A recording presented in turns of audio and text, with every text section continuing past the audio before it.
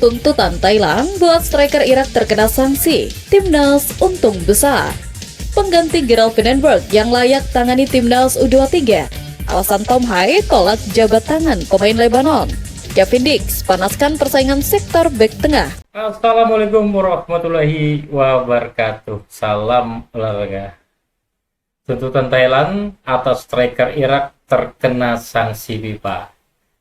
Alasan Tom Hai tolak berjabat tangan pemain Lebanon yang selanjutnya, pengganti Gerald Vandenberg yang layak tangani Timnas U23, dan yang terakhir, Kevin Dix panaskan persaingan bek tengah Timnas Indonesia. Coba saksikan bersama ya.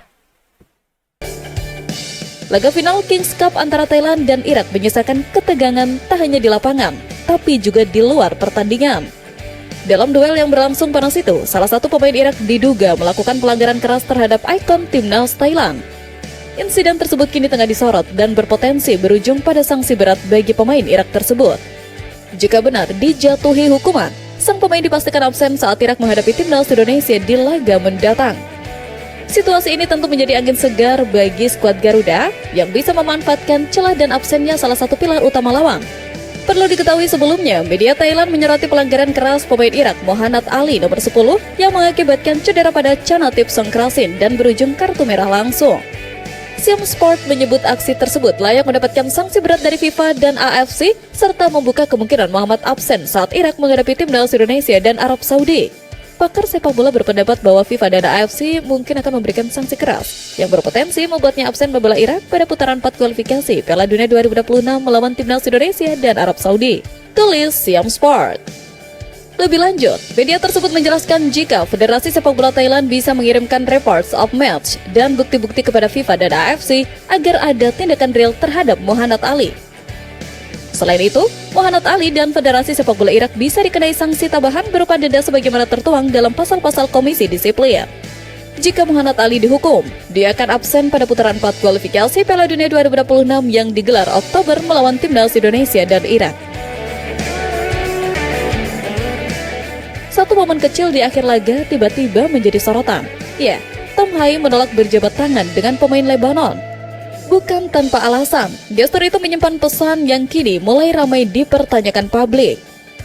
Seperti diketahui, pertandingan Timnas Indonesia versus Lebanon yang berlangsung di Stadion Gelora Bung Tomo, Surabaya, Jawa Timur itu berlangsung panas ketika memasuki menit-menit akhir.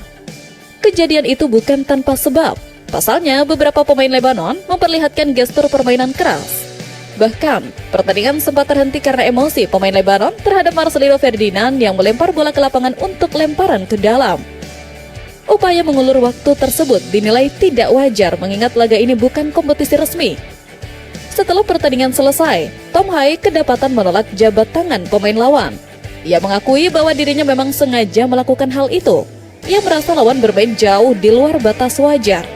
Pemain Persib Bandung ini menegaskan bahwa tindakannya bukanlah kebiasaan. Biasanya, ia selalu menghormati lawan dengan berjabat tangan setelah pertandingan. Namun, sikap Lebanon di lapangan membuatnya tidak bisa menerima. Lihat, pertama-tama aku sangat menghargai rasa hormat dalam permainan, tapi aku selalu berjabat tangan. Tapi aku benar-benar kesal. Dan hal lain yang sangat menggangguku adalah seperti yang aku alami dalam permainan sebelumnya. Aku mendapat tendangan. Kami mengalami 4 atau 5 kali di mana mereka menendang pemain. Dan bagi saya itu benar-benar di luar batas. Tegas Tom Hai. Lebih lanjut, dirinya juga menilai Lebanon tak menampilkan pertandingan profesional layaknya pada laga uji coba pada umumnya. 1. Indra Safri. Kita pasti sangat tidak asing dengan nama pelatih Indra Safri. Dirinya selalu masuk daftar terdepan ketika berbicara tentang timnas usia muda. Pelatih asal Sumatera Barat itu dikenal sebagai sosok yang punya kedekatan emosional dengan para pemain muda. Indra Safri sukses mempersembahkan medali emas SEA Games 2023, Piala AFF U19 2013, dan membawa timnas U20 lolos ke Piala Asia U20 2025. Rekam jejak ini membuat Indra Safri layak diberi kesempatan lagi untuk mengangkat prestasi Garuda Muda di level Asia.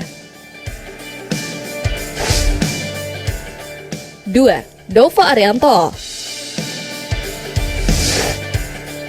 Nama berikutnya yang tak kalah terkenalnya adalah Nova Arianto. Prestasi gebilangnya yang mampu membawa timnas U17 lolos ke Piala Dunia U17 2025 membuat namanya pantas menjadi kandidat. Selain itu, ia dikenal disiplin, tegas, dan punya visi dalam membangun tim dari level dasar.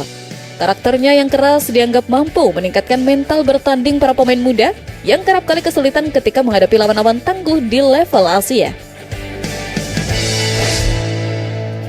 3. Albert Roca. Kali ini berbeda dengan dua kandidat lokal tadi. Nama Albert Roca menjadi sosok yang menarik.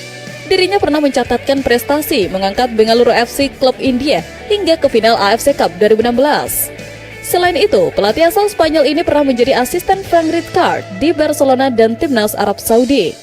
Berkat pengalamannya di Asia, Roca dinilai mampu membawa sentuhan berbeda pada permainan Timnas U23, terutama dalam hal organisasi taktik dan pengembangan pemain muda. Tak bisa dipungkiri, Kevin Dix terus menunjukkan performa gemilang setiap kali dipercaya mengisi posisi bek tengah di Timnas Indonesia.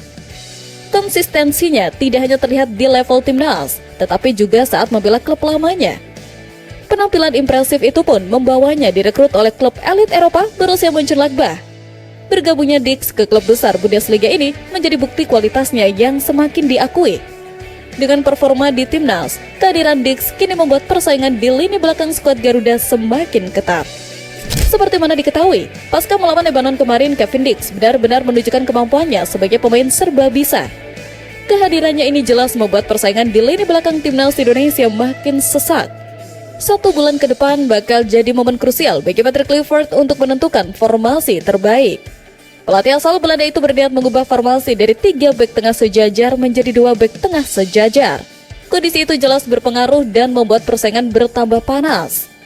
Dengan perubahan ini, berarti Timnas Indonesia bakal punya ekstra pemain untuk menambah daya gedor di lini depan. Bila biasanya ada 3 slot untuk bek tengah, kini hanya tinggal tersisa 2. 1 slot sendiri sudah hampir dipastikan jadi milik Kapten Timnas Indonesia, Jay Itzels. Dengan kemampuan Kevin Dix bermain sebagai bek tengah, persaingan di posisi tersebut semakin ketat. Otomatis tinggal tersisa 1 slot untuk ditempati. 1 posisi tersebut akan diperebutkan oleh Kevin Dix, Justin Hubner, Mistil Gars, Rizky Ridho, dan Jordi Amat. Nama-nama tersebut jelas menggambarkan persaingan yang ketat dan sengit pada laga Oktober nanti.